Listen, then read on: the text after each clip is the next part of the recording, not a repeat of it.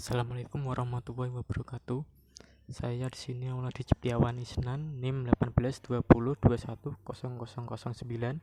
Di sini saya akan melanjutkan presentasi dari Mbak Nala. Selanjutnya saya akan menerangkan strategi dan kendala pengembangan BMT. Dalam merumuskan sebuah strategi untuk menangani permasalahan ekonomi, diperlukan kecerdasan dari BMT itu sendiri. Strategi tersebut antara lain, yang pertama, sumber daya manusia dituntut untuk meningkatkan sumber daya. Yang kedua, meningkatkan teknik pemasaran untuk memperkenalkan eksistensi BMT di tengah-tengah masyarakat. Yang ketiga, perlunya inovasi agar tetap eksis di tengah masyarakat. Yang keempat, meningkatkan kualitas layanan BMT dengan pelayanan tepat waktu, siap sedia, siap dana, dan sebagainya agar berkembang baik dalam masyarakat karena pelayanannya. Yang kelima, pengembangan aspek paradigmatik untuk meningkatkan muatan Islam bagi pengelola dan juga karyawan. Yang keenam, menyatukan BMT dan BPRS dalam menegakkan syariat Islam. Yang ketujuh, melakukan evaluasi agar lebih kompetitif. Selanjutnya, dalam pengembangan BMT pastinya tidak lepas dari berbagai kendala yang muncul meskipun tidak berlaku sepenuhnya. Kendala tersebut antara lain, yang pertama, belum terpenuhinya akumulasi kebutuhan dana masyarakat oleh BMT. Yang kedua, masih banyak masyarakat yang masih terkait dengan rentenir meskipun keberadaan BMT sudah cukup dikenal. Yang ketiga, dari beberapa BMT lebih cenderung menghadapi masalah yang sama, seperti halnya nasabah yang bermasalah tidak hanya pada satu tempat. Yang keempat, terdapat pesaing BMT yang harus dikalahkan.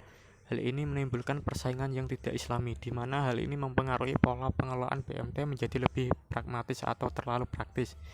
Yang kelima, dalam kegiatannya, BMT lebih mengarahkan pengelola untuk memaparkan pada persoalan bisnis, sehingga menimbulkan BMT yang ingin praktis daripada idealis atau yang bercita-cita tinggi. Yang keenam, BMT lebih cenderung mempertimbangkan besar bunga di bank konvensional pada produk jual beli. Selanjutnya, dalam operasionalnya, BMT lebih cenderung menjadi baitul tamwil atau menghimpun dana daripada baitul mal atau mengelola zakat, infak, dan sedekah. Yang terakhir, kurangnya dinamisasi dan inovasi BMT karena kurangnya pengetahuan pengelolaan BMT. Baik, selanjutnya koperasi syariah. Yang pertama, pengertian koperasi syariah. Koperasi syariah adalah badan usaha koperasi yang menjalankan usahanya dengan prinsip-prinsip syariah.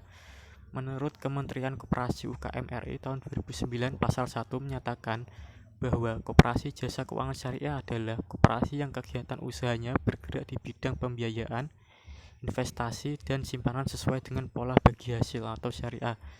Dari pengertian di atas dapat ditarik kesimpulan bahwa koperasi syariah adalah badan usaha yang beranggotakan seseorang atau badan hukum koperasi dengan melandaskan kegiatannya berdasarkan prinsip koperasi syariah, sekaligus sebagai gerakan ekonomi rakyat yang berdasar atas asas kekeluargaan sebagaimana yang dimaksud dalam peraturan perundang-undangan perkoperasian. Yang kedua, asas dan prinsip dasar koperasi syariah. Asas koperasi syariah. Landasan koperasi adalah Pancasila dan Undang-Undang Dasar Negara Republik Indonesia tahun 1945 dan berdasar atas asas kekeluargaan dan kegotong royongan. Dalam pernyataan Aliansi Koperasi Sedunia tahun 1995 tentang jati diri koperasi, nilai-nilai koperasi dirumuskan dalam nilai organisasi dan nilai etnis.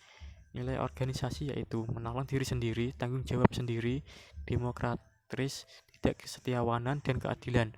Sedangkan nilai etnis yaitu kejujuran, tanggung jawab sosial, dan kepedulian terhadap orang lain.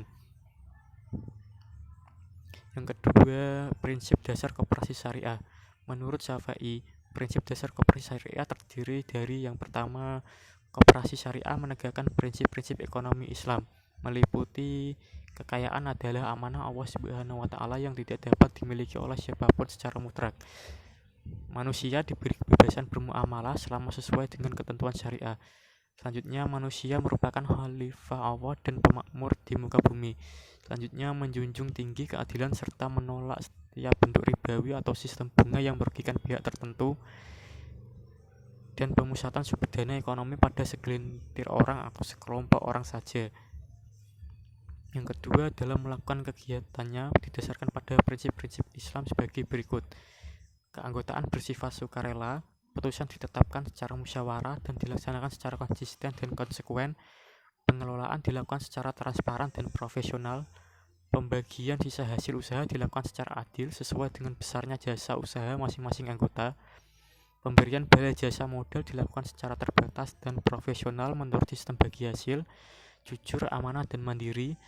Yang terakhir, mengembangkan SDM, sumber daya ekonomi, dan sumber daya informasi secara optimal. Yang ketiga, pendirian dan permodalan koperasi syariah. Syarat-syarat pendirian koperasi syariah. Yang pertama, 2 rangkap salinan akta pendirian koperasi syariah dan notaris atau NPAK. Yang kedua, berita acara rapat pendirian koperasi. Yang ketiga, daftar rapat hadir pendirian koperasi. Yang keempat, fotokopi KTP pendiri. Yang kelima, kuasa pendiri untuk mengurus permohonan pengesahan pembentukan koperasi.